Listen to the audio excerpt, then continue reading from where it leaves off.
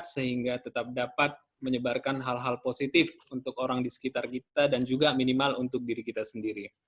Baik, Bapak Ibu sekalian, agar acara hari ini diberkahi dan diridhoi oleh Allah Subhanahu wa taala, mari bersama-sama kita bermunajat kepada Allah sembari kita beristighfar. Astaghfirullahaladzim. A'udzu billahi minasyaitonir rajim. Bismillahirrahmanirrahim. Hamdan syakirin, hamdan naimin, hamdan yuafi ni'amahu wa yukafihi mazidah. Ya Rabbana lakal hamdu kama yanbaghi li jalali wajhikal karimi wa 'azimi sultanik. Allahumma salli wa sallim ala sayyidina Muhammadin wa ala alihi wa sahbihi ajma'in. Rabbi syrli sadri wa yassirli amri wahlul 'uqdatam min lisani yafqahu qawli. Allahumma arinnal haqqa haqqa wa yuqna tibaa wa arinal batila batila warzuqna tinabah. Ya Allah, pada hari ini kami berkumpul di sini ya Allah dalam kegiatan silaturahim digital berdiskusi, mengurai fikir untuk memberikan sumbangsih terbaik bagi kami dan seluruh umat. Karenanya ya Allah, lancarkanlah acara hari ini, berkahilah pertemuan hari ini dengan kebaikan, dari awal hingga akhir nanti acara ya Allah. Bukalah pikiran kami, lenturkanlah lidah kami, dan berikanlah kepada kami ide-ide cemerlang. Tunjukkan dan tuntun kami ke jalan yang lurus, serta karuniakan dan berikan kami kekuatan, ya Allah, agar dapat berjuang di jalan-Mu dan membangun kekuatan ekonomi syariah, khususnya bersama asuransi takaful keluarga. Rabbana atina fid dunya hasanah wa fil akhirati hasanah wa qina adzabannar. Wa sallallahu ala Muhammadin wa ala alihi wa sahbihi ajma'in. Subhana rabbika rabbil izzati amma yasifun wa salamun alal mursalin walhamdulillahi rabbil alamin. Alhamdulillah. Baik Bapak Ibu sekalian, semoga pada hari ini kita diberkahi oleh Allah dan kita semua tetap dalam keadaan sehat walafiat. Selamat menikmati acaranya. Terima kasih banyak. Billahi taufik wal hidayah. Assalamualaikum warahmatullahi wabarakatuh. Waalaikumsalam warahmatullahi wabarakatuh. Terima kasih Mas Fandi untuk doa syahdunya. Nadanya juga mendayu-dayu ya. Saya kalau nggak ingat harus melanjutkan acara ini, saya hampir tertidur tadi ya. Oke, baik. Alhamdulillah Bapak Ibu sudah hadir di tengah-tengah kita, Ibu Yeti. Assalamualaikum Ibu, Masya Allah. Akhirnya bisa ketemu lagi sama Ibu. Bapak Ibu, waktu saya pertama kali masuk di Takaful, banyak yang bertanya kepada saya, kenapa akhirnya saya bisa masuk ke Takaful gitu ya. Jawaban saya adalah saya dulu di perusahaan saya sebelumnya, saya didoktrin oleh leader saya untuk bisa ngembangin asuransi syariah. Beliau inilah Bapak Ibu ya, yang mendoktrin saya untuk bisa istiqomah ada di sini. Alhamdulillah. Ibu, apa kabarnya Ibu? Alhamdulillah baik. Mudah-mudahan semua juga baik dan sehat walafiat. Amin. Amin. Insya Allah sehat ya Bu. Alhamdulillah. Ya. Bapak Ibu, sedikit saya sampaikan profil beliau. Beliau ini sudah 30 tahun ada di industri asuransi, betul ya Bu? Ketahuan umurnya ya. Tapi dari wajahnya nggak ketahuan kok Bu. Kemudian 15 tahun di konvensional hijrah ke syariah, betul Bu? Betul. 15 tahun sudah ada di industri asuransi syariah. Sebelum bicara ngobrol lebih dalam lagi, saya mau share dulu Bapak Ibu mengenai peluang asuransi syariah, karena ini nanti ada kaitannya dengan chit-chat kita sore ini dengan Bu Yeti ya. Sudah terlihat Bapak Ibu slide-nya? Sudah Mbak Nuri. Sudah ya? Oke. Ini saya agak-agak grogi nih ya sama Bu Yeti nih. Aduh, biasanya sebelumnya saya dinilai nih kalau bicara seperti ini ya. Baik, peluang asuransi syariah di Indonesia. Pertama yang perlu kita ketahui adalah Bapak Ibu, kenapa sih asuransi syariah ini peluangnya besar sekali di Indonesia? Kita ketahui bahwa penduduk Indonesia mayoritas beragama Muslim. Dan baru 20 juta masyarakat Indonesia yang punya polis syariah. Ini gapnya tinggi atau besar sekali Bapak Ibu. Artinya segini orang lah atau segini jiwa lah yang Bapak Ibu bisa prospek ya, bisa diedukasi mengenai konsep asuransi syariah. Sekali lagi saya sampaikan Bapak Ibu, sebelumnya saya juga sering sampaikan bahwa di luar sana banyak muslim yang kaya, ya, tapi masih belum paham dengan konsep asuransi syariah. Memang yang kaya di Indonesia banyak, Mbak. Ini dia datanya. Yang kaya banyak banget, Bapak Ibu. Ya, yang kaya banyak banget. Orang Indonesia yang punya uang, ya, sekitar 140 juta sampai 1,4 M ini banyak sekali. Berarti ada sekitar 34.234, benar nggak sih nih? 34.250 jiwa Bapak Ibu yang memiliki tingkat ekonomi yang bisa dibilang mapan atau bahkan lebih. Sudah mayoritasnya Muslim, yang punya duitnya juga banyak, apakah itu tidak menjadi peluang untuk Bapak Ibu? Ya, kemudian kita lihat lagi perkembangan asuransi syariah di Indonesia, pelaku usahanya, kita bisa lihat di sini. Ya, terus berkembang setiap tahunnya. Kita lihat di asuransi jiwa syariah. Yang swasta nasional ada 6, joint venture ada 1, totalnya ada 7. Ya, kemudian unit syariah di perusahaan asuransi, ya, unit syariah ini juga cukup banyak, ya. Joint venture ada 19, untuk swasta nasional ada 4, total ada 23. Ini baru pelaku usaha. Saya belum bicara aset. Aset kita lihat perkembangannya Bapak Ibu. Meningkat, ya, dari Desember 2018 meningkat di Desember 2019, meningkat sekitar untuk jiwa 8,74% peningkatannya. Dalam waktu 1 tahun, sudah peluangnya ada, peningkatannya juga cukup signifikan. Kontribusi yang dibayarkan nasabah, ya, di asuransi jiwa syariah pun meningkat dari Desember 2018 sampai Desember 2019. Peningkatan sekitar 9,67%.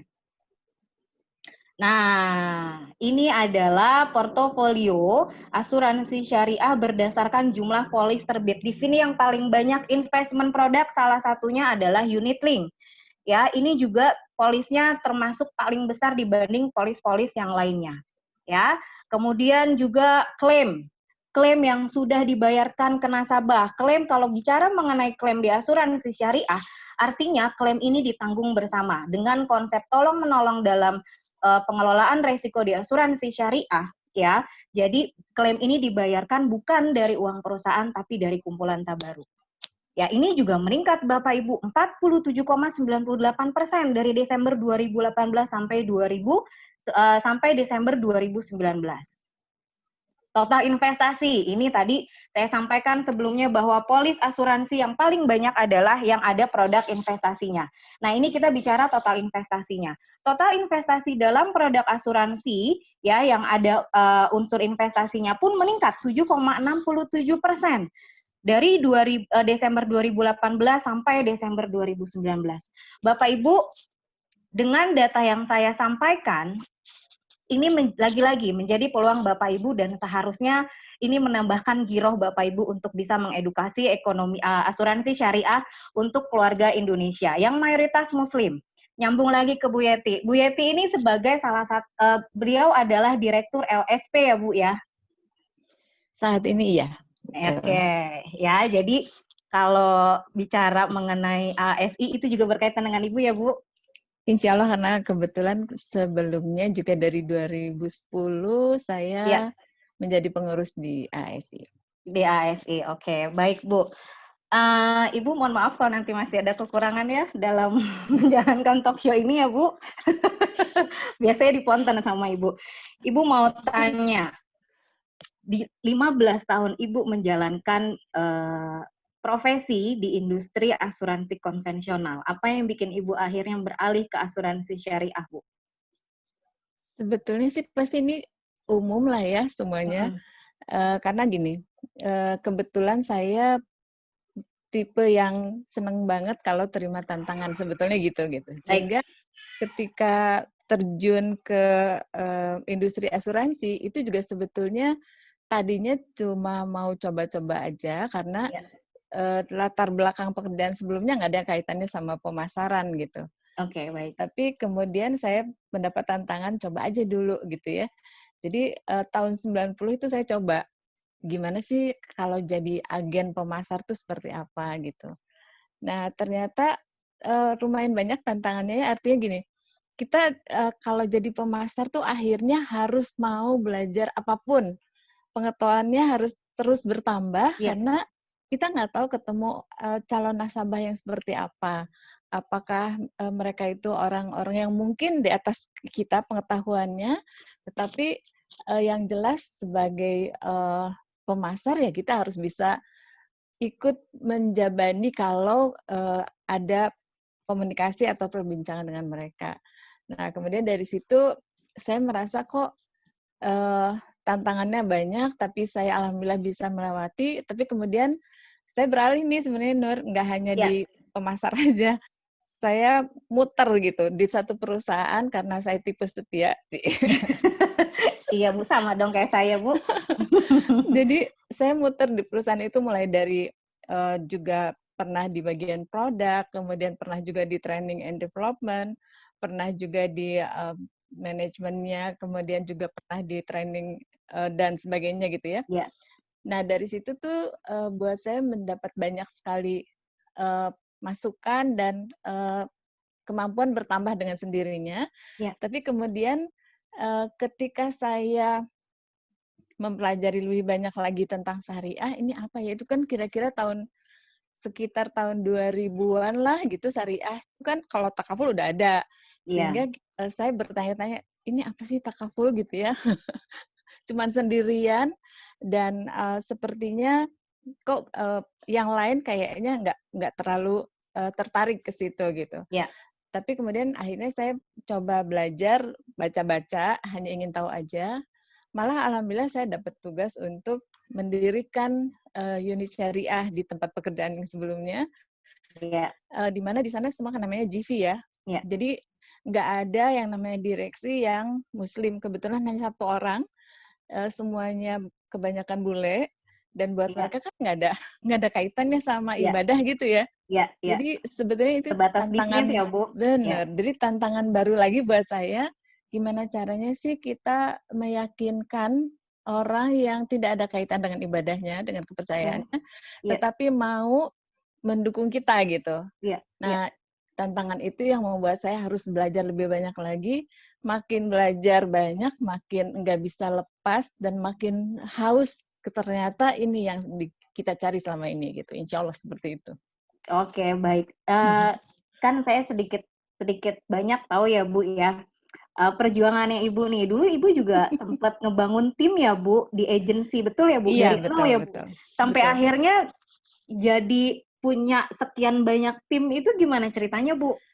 Eh, ya itu tadi mungkin karena saya kalau dikasih tugas ya saya dikasih amanah ya tentu kita melakukan yang terbaik yang Iya, sesuai dengan kemampuan kita dan terus mencoba belajar terus gitu. Saya melihat biasanya kalau di walau alam kalau di tempat lain, tapi yang saya lihat di tempat saya dulu itu agensi itu ya hanya cari rekrut gitu ya, mhm, kemudian iya, cari calon nasabah, kemudian jualan, makin banyak cari uang lebih baik gitu, tapi udah iya, gitu aja gitu. sebatas itu ya. Kemudian kalau seseorang yang top producer biasanya males jadi manajer Oke, baik. karena dia berpikir dengan menjadi agen dan dia top producer berarti kan dia banyak uangnya, udah Iya, selesai gitu. Nah, karena itu biasanya ada eh, perusahaan atau tim yang nggak terlalu berkembang dari sisi manpower-nya iya. karena orang-orangnya terfokus pada jualan aja gitu Oke, sehingga baik. nggak nggak nggak apa namanya tidak merencanakan gimana membangun timnya gitu. Nah karena itu saya kemudian seperti biasa mencari tahu gimana sih caranya biar dua-duanya efektif karena orang tuh ada yang bagus menjadi penjual Iya, atau kalau di sekarang bagus menjadi pemasar di asuransi syariah kan kita nggak bilang jualan ya. iya. Tetapi tapi ada juga yang dia punya talent di manajemen, dia punya talent sebagai leader. Iya, Tapi mungkin dalam memasarkan dia nggak terlalu hebat karena mungkin bisa saja koneksinya nggak terlalu banyak iya, gitu ya. Tetapi dia punya talent untuk membina tim. Sehingga ini harusnya bisa jalan seiring. Nah, karena itu saya ketika diamanahi untuk membangun cabang dari nol, jadi dari Jakarta saya dipindah ke Bandung Ke untuk Bandung ya. tolong bentuk tim pemasar di Bandung gitu ya. Sehingga yang saya lakukan adalah ketika saya rekrut, saya lakukan dua-duanya. Jadi prospek untuk calon agen sekaligus prospek untuk calon manajer. Jadi Oke, dengan demikian baik. lebih seiring gitu semuanya berjalan gitu. Lebih kurang seperti itu. Oke, dan itu dalam membangun tim juga yang saya tahu juga sering banget yang Ibu gunakan adalah sentuhan-sentuhan emosional ya Bu ya, adanya kedekatan, betul ya Bu? Ya mungkin karena emak-emak ya. Kalau mama kan biasanya kita memberikan pendekatannya kan tergantung lihat orangnya dong. Jadi Ya. ketika kita lihat ya memang misalnya dari sisi itu kita bisa approach orang lebih baik lagi, kenapa enggak kita gunakan gitu. Mumpung kita jadi ibu-ibu kan, kalau ibu-ibu multi talent. Oke, baik Bu. Tadi Ibu cerita tantangan di sebelumnya adalah Ibu harus meyakinkan bagaimana bule-bule tersebut ya Bu ya, yang notabene non-muslim, betul Bu? Iya, semuanya Betul non. ya? Berarti Ibu mengconvince mereka untuk melihat peluang bisnis asuransi syariah di Indonesia, betul nggak Bu? Karena itu akan Betul. menjadi aim-nya perusahaan ya Bu ya? Iya, betul. Apa yang Ibu sampaikan ke para bule-bule itu Bu, sampai akhirnya unit syariah itu ya tetap bisa berdiri, kemudian juga tetap bisa dibilang bisa jadi dipertimbangkan Bu dengan kontribusi yang diberikan ke perusahaan Bu. Memang nggak mudah karena bagaimanapun lebih mudah saya pikir waktu itu ya, lebih Ya, mudah kita meng-convince atau approach orang yang seiman. ya, Kenapa? Karena sama-sama kan tujuannya lillahi ta'ala ya, gitu, ibadah. Tapi ternyata ketika itu saya mau nggak mau harus berpikir gimana caranya bisa approach mereka, beliau-beliau itu, yang tidak ada kaitannya dengan kepercayaannya dia, tetapi ya. mau percaya dan mau katakanlah menyetujui apa yang saya ajukan gitu. Jadi saya juga melihatnya dari sisi kepentingannya mereka. Mereka kan pentingnya bisnis.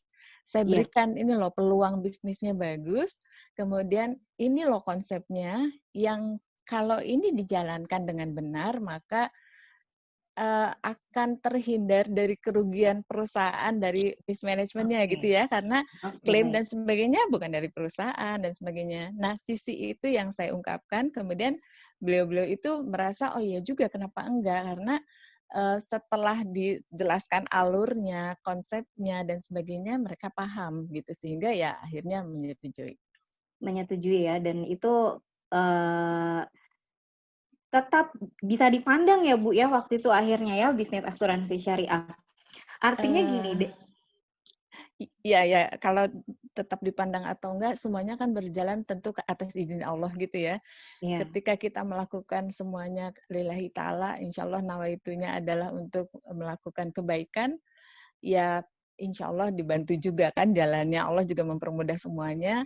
Dan alhamdulillah sih ketika itu mereka semuanya support, walaupun bukan orang Islam semua, mereka ya. support, kemudian alhamdulillah juga berkali-kali mendapat penghargaan dari industri, sehingga mungkin karena itu juga mereka akhirnya, oh iya, iya juga, kenapa enggak? Karena kan nama perusahaan juga jadi lebih baik, karena ada bisnis lain yang walaupun bukan berdasarkan kepercayaan mereka, tapi bisa mendatangkan kebaikan gitu untuk Ya. mereka. Mungkin itu. Oke, itu aja baru yang unit ya Bu ya, di mana Iya, seperti takaful ya yang bisa dibilang sudah full pledge ya Bu ya. saya sebetulnya dari dulu tuh iri dalam hal positif. Kenapa? Karena gini, ketika kita memperjuangkan syariah di lingkungan yang non syariah, yang non Islam, Ya. maka perjuangannya tuh nggak cuma cari calon nasabah, tapi Mhm. bagaimana caranya meyakinkan yang bukan Islam itu juga mau support kita gitu ya. Iya, iya, iya. Kadang-kadang kan mereka nggak lihat dari kepentingan lain, hanya melulu bisnisnya aja gitu. Nah, kenapa saya iri gitu, karena gini loh, kalau di perusahaan yang terutama GV ya yang saya tahu, eee, itu tuh kan kita masih, eee, main, fokus mereka masih ke yang Ya. konvensional. kita walaupun punya alhamdulillah sudah meniti dengan jerih payah dan bisa menghasilkan nama baik, tetap saja main fokus mereka kan ke konvensional. Sehingga kadang-kadang kita sebagai pelaku dan pejuang, kalau saya bilangnya pejuang ya, kalau di sana kan berjuang. Iya, betul. Pejuang syariah itu mau nggak mau kadang terbentur pada kebijakan perusahaan Iya. yang lebih fokus kepada kepentingannya mereka, which is itu adalah yang konven. Oke. Jadi kadang-kadang mau pengen bikin produk ini, pengen bikin kegiatan ini dan itu, kalau itu sudah terbentur pada kebijakan perusahaan, kadang-kadang kita jadi harus bersabar lagi. Sementara kalau di takaful, Iya. udah nggak usah mikirin yang gitu kan, Iya. karena semuanya lingkungannya juga Islam, pasti insya Allah tujuannya sama gitu, membesarkan syariah Islam. Itu yang saya kadang-kadang, aduh iri banget, enak banget kalau di sana nggak usah lagi mikir gimana caranya berada di lingkungan yang non-Islam, Iya. tapi kita hanya fokus ke mengembangkan Islamnya aja atau Iya. syariahnya aja. Lingkungannya sudah mendukung gitu ya Bu ya, dengan Alhamdulillah. kebijakan-kebijakannya juga sudah lebih advance dari sisi syariat Islam ya Bu ya. Enak banget sebetulnya, di takaful tuh enak banget. Jadi pemasar itu kalau menurut saya, itu adalah ladang kita untuk melakukan amal, ibadah, karena bagaimanapun kan kita sebagai pemasar itu betul-betul tugasnya itu banyak, artinya manfaat dari apa yang kita lakukan itu banyak manfaatnya untuk orang lain. Contohnya gini, kita bisa memberikan literasi, betul nggak sih? Iya, betul Bu. Orang yang tadinya mungkin nggak tahu konsepnya, kita jelaskan konsepnya tuh seperti ini. Orang nggak tahu kepentingan beribadah untuk saling Iya. tolong tuh apa sih untungnya misalnya gitu Iya, ya. iya. Apa sih perencanaan keuangan, apa sih, kenapa sih risiko itu harus kita perhitungkan gitu ya. Iya. Nah itu kan kita berarti literasi, Betul. ngajarin atau menginformasikan hal-hal yang perlu kita sebar pada orang lain. Terus udah gitu kalau sebagai pemasar, karena kita juga punya produknya, berarti inklusinya sekaligus kan. Setelah kita menjelaskan, ini loh teorinya tuh bagus gini, informasinya ini. Kemudian karena kita juga sebagai pemasar yang punya kewenangan untuk memasarkan, maka kita juga bisa memberikan solusinya sekaligus. Nah itu kan lengkap banget. Jadi pemasar asuransi syariah, itu sebetulnya betul-betul banyak banget yang bisa kita lakukan, kebaikannya insya Allah, sehingga lengkap sudah sebetulnya dengan itu tuh kita berbuat baik, beramal baik pada sesama tuh udah lengkap banget gitu. Semuanya sudah ada di sini gitu ya Bu ya. Iya, Ditambah betul. juga dengan di dalam perusahaan yang bisa dibilang sisi syariahnya juga sudah jauh lebih advance ya Bu ya, Jauh lebih lagi-lagi ya. advance, Ya, betul. Bu, tadi kan Ibu harus mengconvince, kita bicara dari sisi bahwa asuransi syariah ini sifatnya universal, ya Bu ya. Universal ini artinya memang dijalankan sesuai dengan prinsip syariah, tapi manfaat dari konsep syariah ini sendiri bisa dirasakan oleh yang non-muslim, betul ya Bu ya? Nah, menurut Ibu gimana Bu? Setelah Ibu kan udah nggak usah diragukan lagi ya, ada di industri ini gitu. Yang Ibu lihat, apakah ada semakin banyak keluarga Indonesia yang non-muslim tapi akhirnya mempercayakan proteksinya juga keuangan ya, pengelolaan keuangannya itu ke syariah Bu. Dan apa yang bikin mereka akhirnya, oh iya ya nih syariah bagus banget nih, walaupun ini mungkin saya mungkin non-muslim misalnya ya, tapi akhirnya mereka mempercayakan. Itu kira-kira apa Bu? Iya, selama kita paham gitu bahwa kaidah dari fikihnya untuk yang asuransi syariah ini adalah, atau ekonomi syariah ini adalah bermuamalah itu tidak ada batasnya, Iya. kecuali hal-hal yang diharamkan kalau ada dalilnya gitu ya. Sehingga sebetulnya bermuamalah itu sangat luas banget gitu. Kita mau dengan siapa dan bagaimana, selama itu tidak keluar dari koridor yang diharamkan ya bebas kan, maksudnya bebas berkreasi ya, berinovasi, bukan bebas yang lain-lain. Iya. Nah kemudian kalau saya lihat lagi, kenapa sih kadang-kadang kita salah berpikir atau salah mencanangkan target marketnya. Contohnya gini, kadang kita karena ini kan asuransi syariah nih, produknya syariah. seharusnya nasabahnya adalah semuanya Muslim, gitu ya. Oke. Seharusnya Ya. semuanya adalah orang Islam, karena ini adalah produk atau sarana yang bisa dijadikan oleh mereka sebagai sarana untuk pengelolaan keuangannya mereka dan risikonya mereka. Sambil kemudian kita melupakan bahwa ada market lain yang lebih bagus juga kalau kita bisa approach gitu. Kenapa? Karena membesarkan industri syariah, membesarkan tabaruk kalau dalam hal asuransi, itu bukan melulu hanya boleh dilakukan oleh orang Islam kan.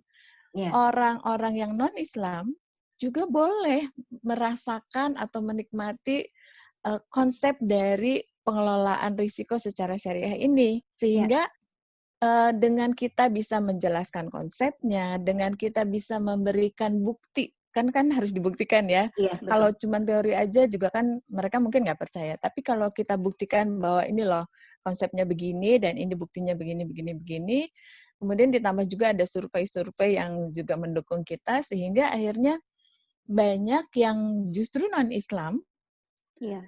itu lebih percaya dikelola risikonya dan dana yang diinvestasikannya secara konsep syariah. Kalau saya tanya kenapa sih, kan biasanya mereka maunya ya buat mereka aja yang gampang. Ngapain syariah, kan nggak ada kaitannya sama agamanya mereka gitu. Tapi yang mereka sampaikan adalah bahwa kalau Ibu bilang kan konsep syariah itu adalah sesuai dengan aturan yang ada dalam Quran, hadis, dan sebagainya gitu ya. Sehingga yang mereka yakini kalau Ibu jalankan ini berarti kan Ibu sama dengan beribadah dong gitu ya. Insya Allah saya bilang, karena memang kan kita tahu batasan-batasannya, apa yang kita boleh lakukan dan tidak boleh lakukan. Sehingga untuk menjalankan itu tentu saja kita harus amanah. Nah, hal ini rupanya yang menjadi pemikiran mereka. Kalau aja Ibu menjalankan ini sebagai ibadah, maka tanggung jawab Ibu juga bukan hanya dari sisi muamalahnya saja, tetapi ada tanggung jawab moral yang harus bisa juga dikelola gitu ya, dibuktikan, sehingga saya nggak khawatir kalau saya dana yang saya punya ini dikelola oleh orang yang amanah. Nah, amanah itu kan semuanya syariah dong gitu ya. Sehingga ya alhamdulillah sih kalau kita target marketnya nggak keliru, jadinya kita dapatkan banyak orang-orang yang mau membantu sesama atau menolong sesama, walaupun buat mereka sih mungkin nggak peduli ya, bukan karena yang non-Islam itu bukan karena ingin tolong-menolong, tetapi justru apa yang mereka harapkan mungkin bisa terlaksana gitu, sehingga mereka mau ikut ke dalam konsep yang kita jelaskan ke mereka, sama-sama menolong sesamanya juga akhirnya gitu. Alhamdulillah. Oke, jadi sebenarnya data yang tadi saya sampaikan di awal bahwa pasarnya kita hanya yang beragama Islam itu juga nggak juga ya Bu ya, karena agama lain juga bisa gitu kan merasakan manfaat dari konsep asuransi syariah ini gitu ya Bu ya. Betul, jadi target market jangan dikotak-kotakin, jangan disempit-sempitin gitu. Karena makin besar target marketnya, cuman kita tentu saja harus memikirkan disesuaikan dengan solusi yang kita bisa berikan. Misalnya gini, target marketnya adalah orang-orang yang golongan pendapatannya atau pengeluarannya sebulan sekian. Nggak mungkin kan kita paksakan dengan unit link yang even mereka harus bayar sekaligus mahal gitu, misalnya gitu ya.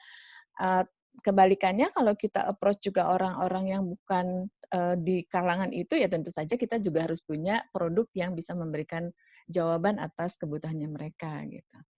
Oke, selama memang lagi-lagi ya Bu, sebutannya rahmatan lil alamin ya Bu ya? Iya, insya Allah Islam itu rahmatan lil alamin. Rahmatan lil alamin ya, yang namanya konsep ini juga bisa dirasakan manfaatnya oleh yang beragama lain. Jadi Bapak Ibu setuju yang tadi disampaikan oleh Bu Yeti, jangan mengkotak-kotakan pasar, karena di luar sana pun banyak yang banyak yang percaya dengan konsep asuransi syariah, cuma mungkin belum disentuh, atau mungkin mereka mindset-nya belum terbuka bahwa konsep asuransi syariah ini benar-benar bisa memberi maslahat bukan cuma ke dirinya sendiri, tapi juga ke orang lain gitu ya Bu ya. Berarti memang ini lagi-lagi tugas saya dan Bapak Ibu untuk bisa mengedukasi lebih masif lagi ya Bu ya. Iya, betul. Oke. Bu, value apa yang Ibu dapatkan selama Ibu berjuang di industri asuransi syariah, Bu? Kalau untuk saya pribadi, Ya. sebetulnya sih gini, ya tapi itu kembali kepada individu masing-masing. Iya. Tapi saya merasakannya begini, ketika kita mau bersusah payah, contohnya misalnya ibadah haji, kalau di Indonesia kan kita harus daftar sampai jauh-jauh hari sebelumnya, berapa belas tahun gitu ya, itu kita jabanin kan. Kita tetap usahakan biar kita bisa melengkapi syariatnya, sehingga kita bisa melaksanakan kewajiban yang kelima. Itu aja kita lakukan gitu. Nah, sementara sekarang dalam bermuamalah kan lebih lengkap kalau juga kita melakukannya atau melaksanakan muamalah itu memang betul-betul sesuai dengan syariat Islam, sehingga melengkapi ibadahnya kita insya Allah gitu. Nah, manusia kan katanya mau menjadi seseorang yang bermanfaat bagi sesamanya kalau kita sebagai muslim dan muslimah. Tentu saja ini bisa kita aplikasikan dalam bentuk tadi, bermuamalah tadi. Kan kalau ibadah hanya untuk kita aja sendiri. Saya berangkat haji misalnya ya untuk saya sendiri, ibadah saya sendiri. Tetapi kalau kita melakukan pekerjaan seperti sekarang, menolong sesama, mengajak sesama menjadi penolong yang lain, jadi artinya apa yang kita lakukan itu akan terbagi kepada semua orang. Jadi semua orang punya kesempatan untuk menjadi penolong sesamanya. Kan ini jauh lebih besar gitu pahalanya atau maslahatnya dibanding kalau hanya kita ibadah yang cuma buat diri kita sendiri. Ini soalnya saya rasakan juga waktu saya mendapatkan amanah mengembangkan syariah itu, sebetulnya saat itu saya harus berangkat, sudah terjadwal untuk berangkat haji gitu. Tapi kemudian karena saya mengconvince para bule ini nggak mudah, bertepatan dengan saya harus berangkat haji, mereka bilang, "Ibu harus laksanakan sekarang," gitu kan, projeknya mulai dari sekarang. Saya sempat galau sih sebenarnya kalau saya boleh cerita sedikit ya, sempat galau maksudnya gini, aduh saya kan pengen banget nih ibadah haji yang walaupun memang bukan yang pertama, tapi artinya lagi pengen banget gitu kan kita selalu rindu untuk kembali gitu ya. Sementara waktu itu saya daftarnya sebagai haji reguler, artinya kan lama banget tuh saya harus harus mau menunggu bersabar. Nah, waktu itu karena saya galau, jadi saya konsultasi ke ustadz, terus ustadznya bilang gini, "Ibu ini yang pertama bukan ibadah hajinya." Saya jawab, "Bukan," gitu. "Kalau bukan, Kak, insya Allah kemaslahatannya akan lebih besar kalau Ibu segera mendirikan syariah ini karena manfaatnya bisa dirasakan oleh lebih banyak orang daripada kalau ibadah haji cuma sendirian gitu." Olah karena itu jadi ya sudahlah bismillah aja saya batalkan hajinya, kemudian saya dirikan uni syariah itu gitu. Alhamdulillah karena memang sudah mendapat katakanlah itu ketentuannya Allah gitu sehingga tanpa susah payah saya bisa berangkat tahun depannya. Jadi memang semuanya mungkin sudah diatur gitu ya. Dan setelah itu ya alhamdulillah setiap tahun juga kalau kita kangen gitu bisa dengan mudahnya kembali ke sana. Karena gini, saya yakin semua orang punya kemampuan untuk membelanjakan uangnya untuk berangkat umroh. Tapi yakin bahwa bukan hanya sekedar uang kan yang kita punya gitu ya untuk syarat itu gitu. Kadang terpanggil aja belum. Nah dengan di sini tuh alhamdulillah saya merasakannya semuanya diberi kemudahan. Jadi kalau kangen ya tinggal berangkat gitu. Karena sepertinya undangan Allah tuh terbuka terus. Itu kalau saya boleh berbagi untuk pengalaman saya pribadi gitu. Dan saya yakin bahwa kita harus qanaah. Setuju ya qanaah ya? Qanaah itu juga jangan diartikan sebagai ya udah saya udah segini cukup udah aja. Kita bersyukur aja akan apa yang sudah kita dapatkan sekarang. Tanpa melihat lagi potensi dan kompetensi diri kita sendiri. Kita diberi ilmu, diberi kemampuan, diberi skill oleh Allah tentu untuk diamalkan, semuanya tujuannya kembali kepada lillahi ta'ala gitu. Nah kalau kita sudah dikasih kemampuan, katakanlah Nurina sudah punya kompetensi sebagai seorang trainer. Kemudian karena qanaah ya udah saya gini aja, nggak usah mikir apa-apa lagi, nggak usah repot-repot lagi. Padahal ada potensi lain yang terbuka yang seharusnya bisa digali dan bisa lebih bermanfaat lagi untuk orang banyak, lebih banyak lagi gitu. Nah, itu yang jangan diartikan qanaah itu bersyukur cukup sampai di situ saja, tetapi kalau kita lihat kompetensi kita ada, potensi di luar juga besar, kenapa enggak kita berbagi dengan orang lain, mengajak orang lain untuk lebih banyak lagi, dan ujungnya kan nanti kemaslahatannya juga untuk semua orang, dan insya Allah yang kita cari kan berkah sama ridhonya Allah. Iya, iya Ibu. Nah, selalu terkesima dengan disampaikan oleh Ibu ya, karena kalau berbincang dengan Bu Yeti ini, yang sering diingatkan bukan cuma urusan dunia ya Bu ya, tapi ada bekal di akhirat ya Bu ya. Itu Ya, yang sering Bu Yeti sampaikan. kita saling mengingatkan, kan saya juga mau harus memperbaiki diri terus gitu. Jadi kita saling ingatkan. Iya, nah ini sebenarnya Bu, tenaga-tenaga pemasar yang ada di Takaful ya, itu juga jadi pengingat saya nih Bu, makanya saya insya Allah ya semoga istiqomah ya.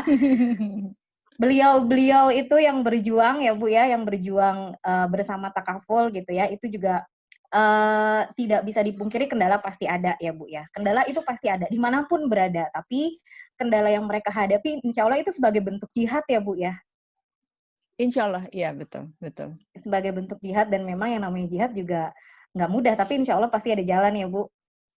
Masya Allah, sebetulnya begini loh, kalau tadi di awal kan saya bilang, saya ketika itu berpikir bahwa, aduh sulit banget ya, kalau kita ada di lingkungan yang non-Islam, dan harus mengconvince yang non-Islam.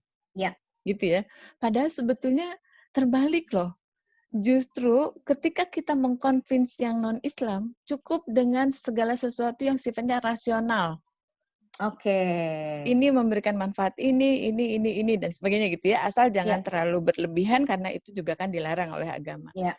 Tetapi ketika kita mengconvince saudara-saudara kita yang muslim dan muslimah, ternyata itu memang lebih besar tantangannya.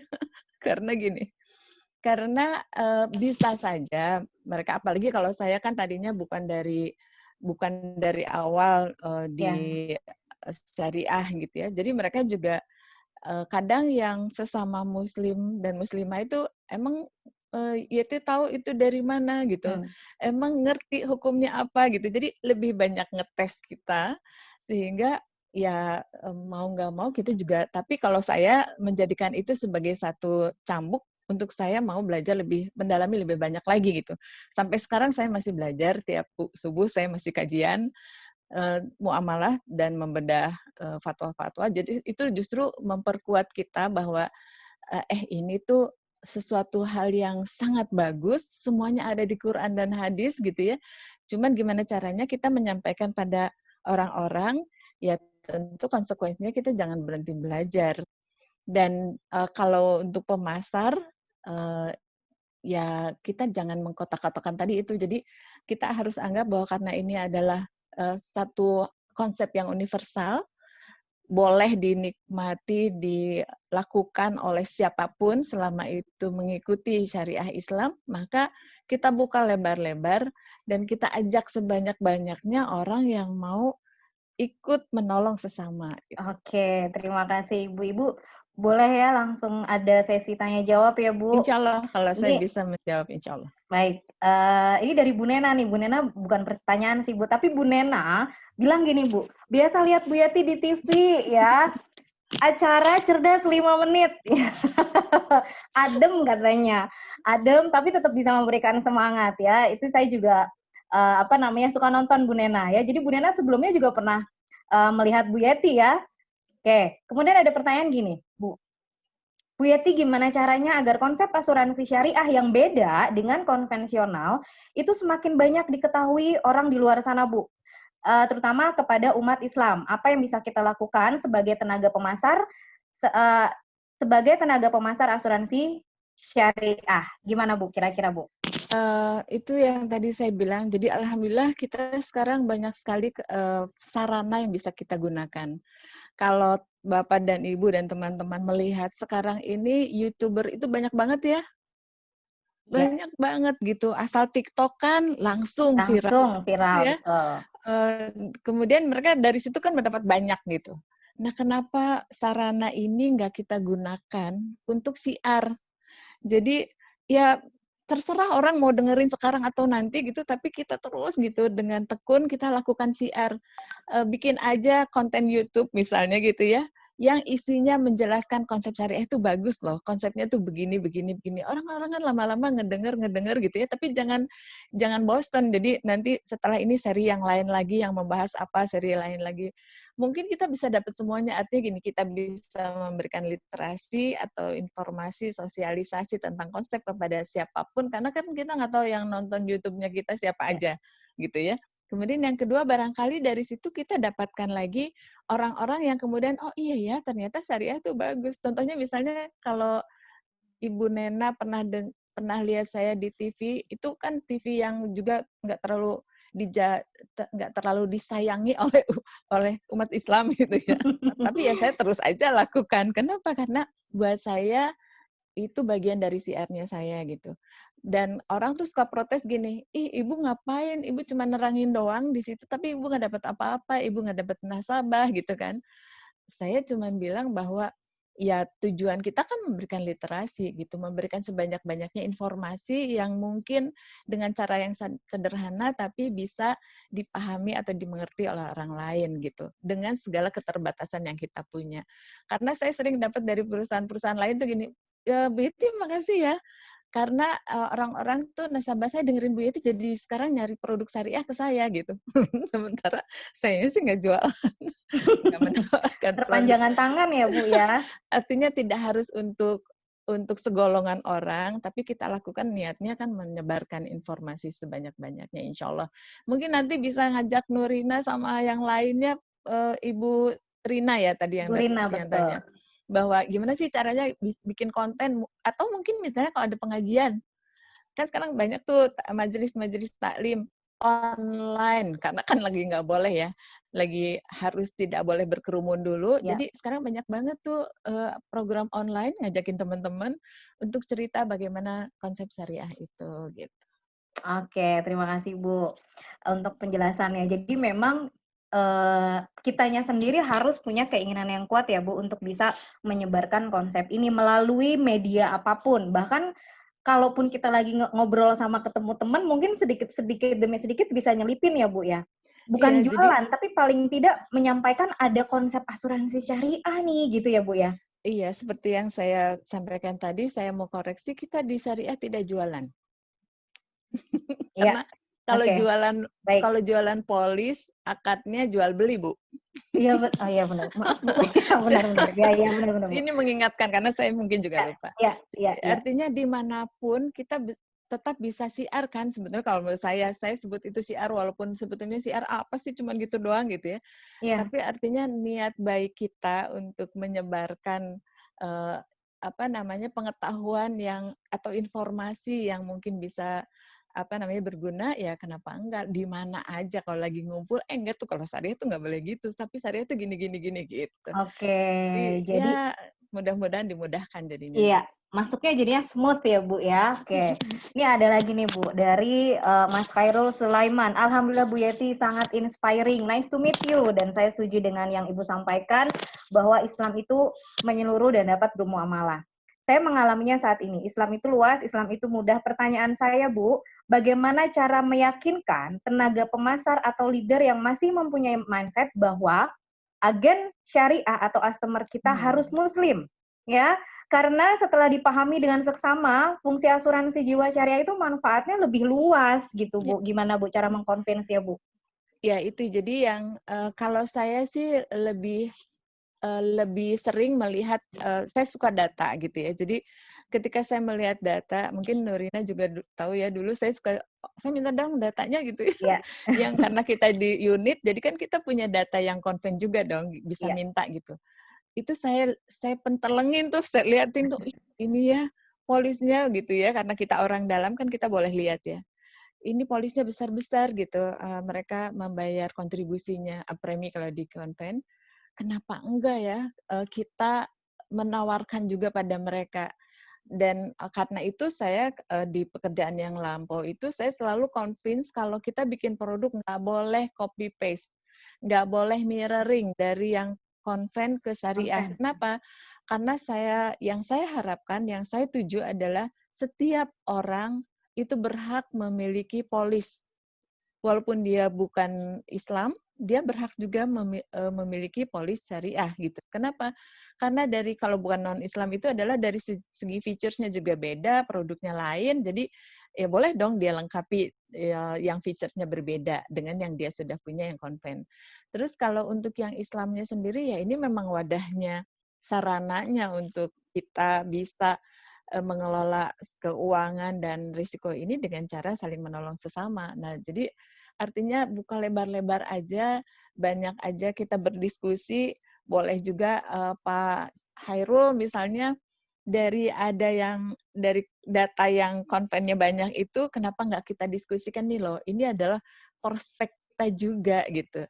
Karena di dalam syariah Islam tidak ada batasan, mau dia Yahudi ke, mau dia Nasrani, kalau dia mau ikut ke kita dalam artian menjalankan konsep yang bermuamalah sesuai dengan syariat Islam, selama itu mengikuti ketentuannya, maka kenapa enggak gitu.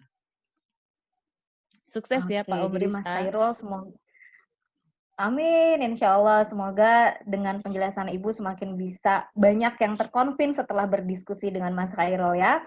Kemudian Bu, pertanyaan berikutnya dari Bu Herlina Bekasi. Ini sama-sama di Bekasi nih sama saya. Bagaimana tips caranya untuk kita bisa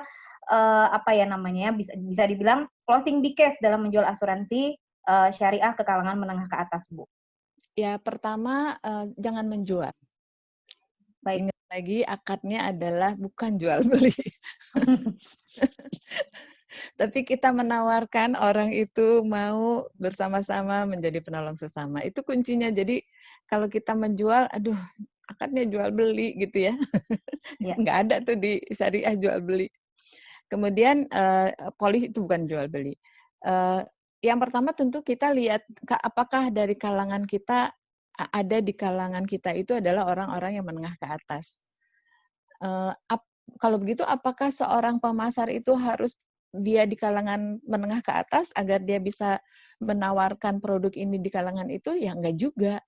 Kadang-kadang kita kalau ikut misalnya majelis taklim atau pengajian-pengajian gitu ya, itu kan nggak semuanya, biasanya tuh kan beragam ya. Ada pengajian yang dihadiri oleh kalangan selebriti misalnya, atau kalangan menengah ke atas. Nah, kita nggak apa-apa dong ikut ke sana, ikut pengajian, ikut majelis taklimnya, kemudian sambil kita juga mengconvince di sana. Dan biasanya itu kita bisa dapatkan ketika kita betul-betul bisa menjelaskan manfaatnya untuk mereka apa. Kalau sesama Muslim ya tentunya kan dari sisi agama dulu approach-nya ya, kemudian baru dari situ sesuaikan dengan kemampuan yang bersangkutan. Biasanya sih orang makin besar uangnya, makin banyak dananya, makin hati-hati, dan dia juga maunya kan betul-betul yang produknya atau perusahaannya itu bisa dipercaya. Takaful itu kan udah yang pertama kali pelopor. Jadi kenapa enggak? Orang taunya kalau kita tuh biasanya yang bukan orang takaful gitu, kadang-kadang gini, misalnya saya berkesempatan seminar di luar gitu ya. Kemudian saya misalnya dia nanya, "Ibu dari mana?" "Oh, saya dari..." "Ibu, perusahaannya apa?" Misalnya saya bilang, unit syariah ini gitu kan. Apa tuh unit syariah? Karena buat mereka takaful gitu ya. Nah, jadi enak banget kan kalau emang sudah ditakaful, jadi nggak perlu lagi menjelaskan apa itu syariahnya gitu. Insya Allah mudah-mudahan Mbak Herlina berhasil ya. Kalau nggak, ngobrol aja sama Nurina. Nurina juga banyak idenya. Terima kasih Ibu. Nah, memang ada tantangan Bu, ketika melakukan pendekatan atau approach ke pengajian, beberapa kali sering dengar curhatan nih Bu, ada penolakan nih, karena dianggapnya asuransi syariah juga haram. Nah, kita tuh, apa yang perlu kita sampaikan untuk mereka yakin bahwa, oh ini sesuai dengan prinsip syariah kok, gitu, gimana Bu? Ya, sebetulnya sih saya juga tidak bisa menyalahkan bahwa ada sebagian saudara-saudara kita yang menganggap bahwa syariah itu haram, tetap aja sama gitu.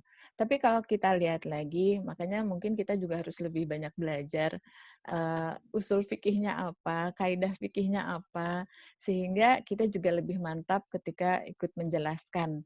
Bukan saingan sih kalau ustadz gitu ya, tetapi paling tidak kita tahu hukumnya apa sih gitu, yang diharamkan tuh apanya gitu. Karena makanya kalau misalnya saya bilang, oh saya mau jual polis asuransi syariah, mungkin aja si Bapak Ibu tadi tuh langsung alergi karena ini jual sih sama aja sama konven, apa bedanya gitu kan.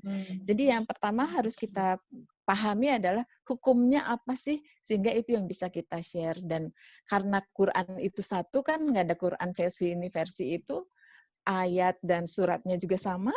Jadi kita ambil dari situ apa yang mendasari konsep ini gitu. Oke, terima kasih Ibu. Ada lagi nih Bu. Assalamualaikum Bu Yeti dari Pak Deni Saputra. Alhamdulillah dan mantap bisa berbagi ilmu di Takaful. Saya Deni, teman di pesantren virtual DSN MUI Ibu. Alhamdulillah. Alhamdulillah. Ya, ajang reuni juga nih ternyata ya. Tempat Kemudian, itu tempat kenapa, Bu? sama-sama mengkaji. Oh, baik. Sama-sama mengkaji. Kemudian ada Bu Adewiah, Masya Allah konsep syariah yang Ibu sampaikan makjleb katanya ya. Matur nuhun Ibu Ade, semangat ya Bu syiarnya. Ibu Ade ini juga sebagai salah satu leader di Takaful Ibu. Jadi beliau juga semangatnya Masya Allah ya untuk bisa terus syiar, mengajak banyak orang untuk bergabung dengan Takaful untuk sama-sama syiar ya. Kemudian juga ada Ibu Asi, Assalamualaikum, syukron Ibu Yeti sudah berbagi ilmunya. Ibu Dian dari Bintaro, Assalamualaikum Bu. Dian dari Ibu Dian Takaful Bintaro, kadang ketemu calon peserta yang ternyata menguji kita. Tadi Ibu juga sudah cerita ya, niat kita menyampaikan literasi tentang asuransi syariah dianggap ngajarin Bu. Gimana cara nyikapinnya Bu? Iya, memang kalau pemasar itu kan kita ketemu sama banyak orang, artinya interpersonal skill-nya kita harus kuat, gitu ya.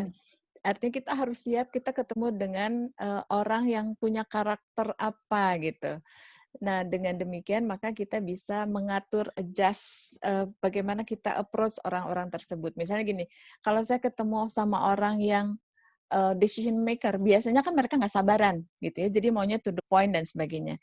Jadi upayakan informasi apa yang harus sampai kepada mereka dengan to the point, sehingga mereka mendapatkan informasi itu dengan waktu yang walaupun strict gitu ya, waktunya tight banget gitu. Atau kadang-kadang mungkin kita kelupaan terlalu banyak memberikan informasi yang lebih, yang tanpa kita lihat orangnya itu sudah merasa boring atau enggak gitu. Yeah. Karena biasanya kan kalau tadi itu dianggap nguji, nah itu kan yang saya bilang juga memang nggak mudah karena kalau sesama saudara kita justru kadang-kadang kita seperti diuji.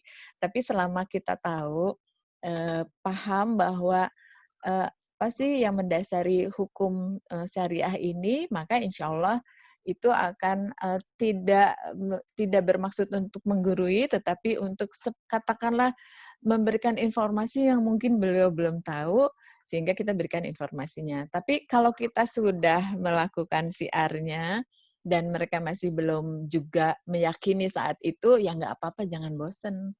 Jangan diputuskan silaturahimnya gitu. Karena mungkin di lain waktu ada waktu yang tepat untuk bisa menyampaikan informasi lebih banyak lagi ya Bu ya. Betul. Oke, Bu Nena nanya lagi nih Bu, kalau dalam merekrut agen sebaiknya bercerita mengenai bisnis atau sentuh giroh syariahnya Bu? Setiap orang itu sudah pasti berbeda cara approach-nya gitu, karena setiap orang kan punya orientasi sendiri-sendiri. Misalnya kalau saya bicara sama Nurina, kalau jadi pemasar itu kita bisa mengumpulkan menabung atau mengumpulkan uang sebanyak-banyaknya, sky is the limit gitu. Karena nggak kerja seperti kerja kantoran yang udah jelas upahnya sekian dan sebagainya. Tapi kalau sebagai pemasar, makin banyak kita membantu orang-orang menjadi penolong sesamanya, makin besar juga ujroh yang kita terima gitu ya, lebih kurang. Sehingga dilihat aja, karena karakter orang tuh bisa kelihatan dari apa yang menjadi goals-nya dia. Misalnya kalau dia goals-nya itu lebih ke, oh saya pengen ganti mobil baru, atau pengen pindah rumah yang lebih besar, dan sebagainya. Berarti kita approach dari sisi itu. Tetapi ada juga orang yang nilai ibadahnya gitu yang dia cari. Misalnya saya ingin sekarang ini bisa menjadi orang yang bermanfaat bagi sesama. Kira-kira apa sih yang bisa dilakukan? Jadi pemasar itu justru banyak ladangnya yang bisa kita gali untuk menjadi seseorang yang berguna bagi sesamanya. Jadi girohnya yang kita approach gitu. kan kalau muamalah itu harus imbang antara ibadah dan amalnya gitu ya. Jadi antara dunia dan akhiratnya. Ya. Karena kalau kita makin banyak menghasilkan, mengumpulkan dana, mal itu bisa kita lakukan, kita sebarkan, kita belanjakan di jalan Allah. Makin kita punya banyak uang, makin banyak yang bisa lakukan untuk kita sedekahkan, infakkan, dan sebagainya. Itu kembali lagi semuanya ibadah gitu. Jadi ya bisa di-approach dari dua-duanya. Oke, pertanyaan terakhir Bu dari Ibu Yulita. Bu, gimana strategi kita menawarkan mengenai bisnis asuransi syariah di tengah situasi seperti ini, di mana kondisinya juga kondisi ekonomi sedang tidak menentu. Gimana Bu? Yang pasti setiap orang menginginkan kenyamanan, Oke. rasa nyaman, rasa secure gitu ya. Nah di masa pandemik ini sebetulnya kan orang juga lagi was-was ya. Karena kita ingat lagi Al-Baqarah 240, ini jadi kayak Mamah Dedeh nih. Nggak apa-apa Bahwa, Ibu. bahwa memang kita diwajibkan untuk mengantisipasi bila terjadi sesuatu gitu ya dengan si kepala keluarga itu, maka dia harus mampu menjamin atau mengupayakan agar keluarganya tidak tersia-siakan atau menjadi terbengkalai gitu ya. Nah, itu tuh sekarang tuh sebenarnya lagi begitu banget karena kita nggak pernah tahu apakah kita tertular atau terpapar atau enggak. Ketika kita terpapar, apakah kita pasti sehat atau enggak gitu ya. Sehingga sebetulnya sekarang ini justru masa yang tepat untuk kita mengajak orang untuk yuk kita tolong sesama dengan kita menjadi penolong duluan gitu. Nah, kalau kan sekarang lagi masa lumayan krisis tuh banyak yang di PHK, banyak yang bisnisnya belum terlalu lancar, ya memang itu dialami oleh semua orang. Sehingga yang diperlukan adalah bagaimana kita bisa menawarkan yang sesuai dengan kemampuannya gitu. Secara bertahap kan nanti bisa ditambahkan. Tapi yang jelas kalau mau rekrut agen mungkin sekarang banyak nih karena banyak yang lagi di PHK kan. Ya, Di betul. perusahaan. Ya, jadi peluang juga ya Bu ya, Betul, sebagai betul. ikhtiar mereka untuk memenuhi kebutuhan mereka. Karena Iya. di bisnis asuransi, kalau memang sudah closing, komisi tetap keluar ya Bu, sesuai dengan haknya ya. Iya, tentu aja. Oke, Ibu, ini masih ada satu lagi, boleh Bu? Boleh, silakan. Oke, terakhir ya, ini dari Bu Naning, Masya Allah, nice sharing Ibu. Setuju bahwa sebagai pemasar ternyata dibutuhkan penguasaan bidang yang sangat luas sebagai bekalnya. Itu tadi, terus belajar ya Bu. Ternyata nggak cuma tentang program asuransi saja, tapi juga bidang-bidang lain seperti kesehatan, psikologis, isu keuangan. Di sini menjadi tantangan tersendiri agar kita terus mencari ilmu dan mengupgrade diri. Saya setuju karena itu yang dilakukan Bu Yeti. Selama saya bareng sama Bu Yeti nggak berhenti belajar. Saya sampai malu, padahal saya yang lebih muda dari Bu Yeti. Sekarang Ya. aja saya udah nini masih belajar. Karena saya memang masih perlu belajar. Masih banyak yang harus saya pelajari. Iya, Insya jadi memang di bisnis ini mau nggak mau kalau kita serius, kita fokus, kita bisa mengupgrade diri ya Bu. Karena yang tadi disampaikan Bu Naning, kita menyadari ketika kita bertemu dengan calon nasabah, ada hal yang kita nggak bisa jawab, akhirnya kita cari tahu. Mau nggak mau, kalau kita cari tahu, kita terus belajar, itu dengan sendirinya ilmu kita juga bertambah ya Bu ya. Yang paling bagus itu kalau kita sudah pelajari dulu siapa calon nasabah yang kita mau temui. Sehingga dengan demikian kita punya persiapan. Iya. Ketika kita ketemu sama Nurina yang bicaranya cepat dan sering gitu, gimana caranya saya bisa memberikan informasi di sela-sela keseringan bicaranya Nurina, misalnya kayak gitu. Jadi saya bisa antisipasi gimana saya harus bicara sama Ita, ada Marisa kan? Ada Bu, Mbak Marisa. Ya, katakanlah kan berbeda tuh karakternya. Ya. Gimana caranya saya sama? Jadi sebaiknya ketika kita tahu siapa calon prospek kita, maka persiapan diri kita kira-kira dia adanya di level mana dalam tanda kutip ketika mau diskusi itu biasanya apa sih yang menjadi perhatiannya dia gitu. Makanya sekarang ini kalau kita lihat saingan kita yang paling berat kira-kira siapa yo? Saingan kita yang paling berat. Dalam hal apa nih Bu? Dalam tugas kita sebagai pemasar. Financial consultant bukan? Ada yang bisa jawab? Mungkin ada yang bisa jawab lewat room chat? Gini. Kalau ada yang bisa jawab, saya punya buku tapi nggak bisa saya kasih sekarang, nanti saya titip Nurina ya. Oke, siap. Oke. Yang bisa saya Saingannya sharing, mungkin bisa jawaban buat dari Bu Nena pertama kali saingannya diri sendiri, Bu Rahmas diri sendiri, Bu Rini diri sendiri, Mas Khairul semuanya jawab diri sendiri, Bu. Gimana ini pilihnya?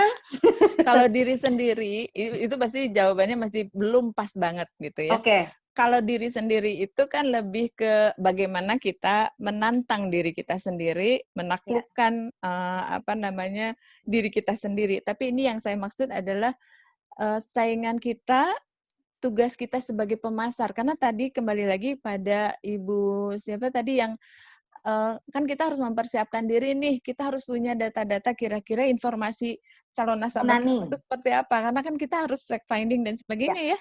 Ya, betul, Bu. Ada nih sekarang saingan kita yang sudah jelas-jelas harusnya sih kita bisa menandingi gitu. Ayo siapa? Kalau saya benar, saya dapat bukunya nggak, Bu? Ini untuk calon nasabah kita, Bu. siapapun. Ada jawaban dari Bu Risma calon nasabah, ada yang jawabnya Redmi teknologi, ada yang menjawab asuransi konvensional. Yang benar apa, Bu? Ada yang benar nggak, Bu? Ada yang hampir dekat, yaitu yang menjawab teknologi. Kenapa? Redmi, Bu. Ya, karena gini. Jadi udah ditutup nih ya. Oh, udah ditutup. Oke, berarti jawaban yang paling mendekati adalah teknologi. Betul ya, Bu? Ya. Karena begini, sekarang itu teknologi informatika itu kan luas, terbuka luas ya. Iya. Disadari atau enggak oleh Bapak dan Ibu, teman-teman sekalian, ketika kita buntu akan informasi sesuatu, yang kita cari siapa? Google. Yap. Jadi itu. Jadi ketika Nurina buka aplikasi atau apapun, ya, maka biasanya dia suka memunculkan apa saja yang suka kita cari di Google. Betul nggak? Misalnya nih, Marisa suka nyari sepatu untuk trekking misalnya, gitu ya, hiking. Maka karena dia sering googling, cari informasi itu, maka ketika kita cari hal yang lain, itu suka pop up tuh yang namanya sepatu yang dicari. Artinya dia menggather seluruh informasi sesuai dengan karakter dan keinginannya kita. Nah, ini adalah saingannya kita. Kenapa? Karena kalau kita harus nanya dulu, Ibu sudah menikah, sudah ada putranya berapa gitu ya? Iya. Kalau si Google itu, Mbah itu itu nggak usah ditanya lagi, dia udah tahu dari kebiasaan orang itu ketika searching atau googling, sehingga dia akan tahu siapa Nurina karena informasi tentang Nurina sudah ada sekarang di dunia maya. Jadi ketika kita klik itu aja kan udah tahu tuh orangnya, semuanya informasinya ada gitu. Jadi ya kalau bisa kita juga begitu, sebelum kita ketemu sama nasabah, sama calon nasabah, cari tahu dulu dia itu siapa, apa yang kira-kira dia sukai, sehingga kalau kita ngobrol, kita approach itu nyambung gitu. Lebih kurang seperti itu. Oke, jadi calon nasabah juga jadi lebih nyaman ya, Bu. Lagi-lagi, humanity itu tidak bisa dihadirkan oleh Google. Betul nggak, Bu? Betul. Tapi kita ya. Iya. Oke. Bu, sudah masuk ke jam 3:30 lewat bahkan. Satu pesan dari Ibu untuk kami, Bu. Baik. Tentu saja saya merasa sangat bersyukur. Alhamdulillah saya diundang untuk kita sama-sama saling sharing. Mudah-mudahan kesempatan ini menjadi hal yang bermanfaat, baik untuk saya maupun untuk Bapak dan Ibu sekalian. Jangan pernah berputus asa untuk melakukan sesuatu kebaikan, karena kalau orang memandang dengan sebelah mata yang namanya agen atau pemasar, kita justru harus bangga kalau kita melakukannya dengan baik dan benar, sesuai dengan amanah yang diberikan. Kenapa? Karena yang tadi saya bilang tadi, bahwa dengan sebagai pemasar itu terbentang luas ladang yang bisa kita gali untuk menjadi orang yang bermanfaat bagi sesama. Tentu saja ini nantinya kembali lagi lillahi ta'ala, tujuannya adalah mendapatkan berkah dan ridhonya Allah. Jadi mudah-mudahan sharing kita sore ini ada manfaatnya untuk Bapak dan Ibu sekalian, dan mohon dimaafkan karena kesempurnaan hanya milik Allah. Saya sebagai manusia biasa tepatnya kekurangan dan kesalahan, mohon dimaafkan.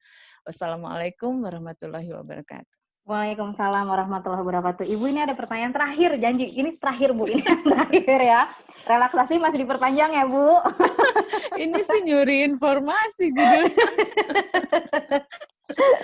Ya, insya Allah. Karena ya kembali lagi tujuannya kita adalah membesarkan industri syariah. Tentunya saya juga harus mempertimbangkan dari sisi mana atau dari sudut mana saya bisa berkontribusi.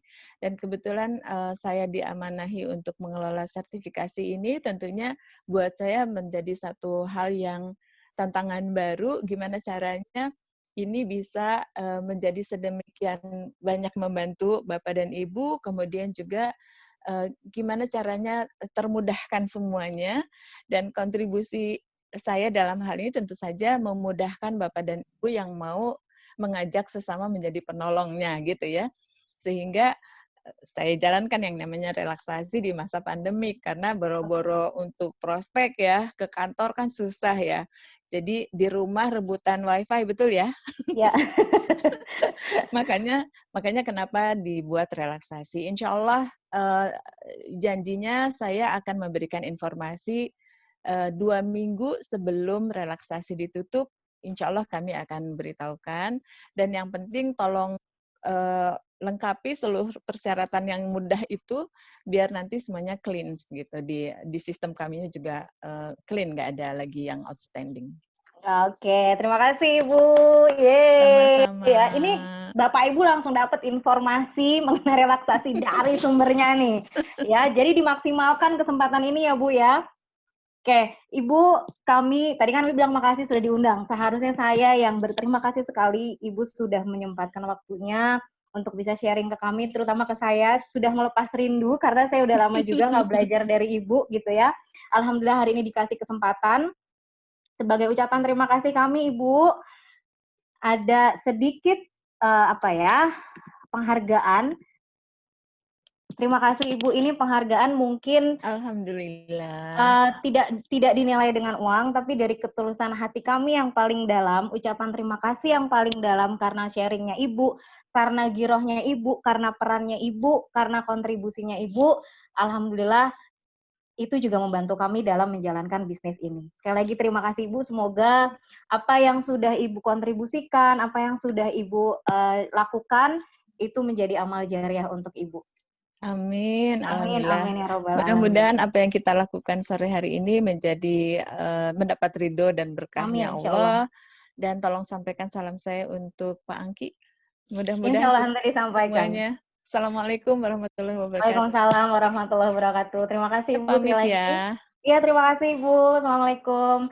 Baik Bapak Ibu, alhamdulillah sudah berjalan ya seminar sore hari ini. Alhamdulillah berjalan dengan lancar, banyak sekali yang kita dapati ilmu, insight, input segala macam dari Bu Yeti, dan alhamdulillah di akhir sesi dapat bocoran langsung dari sumbernya Bu Yeti selaku direktur LSP ya, yang memang mempunyai kapasitas ya dalam menentukan kebijakan-kebijakan yang berkaitan dengan ASI.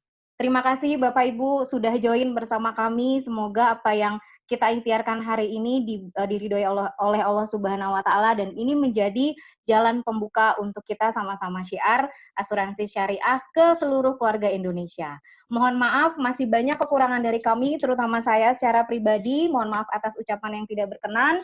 Sampai ketemu lagi di lain waktu. Terima kasih. Assalamualaikum warahmatullahi wabarakatuh.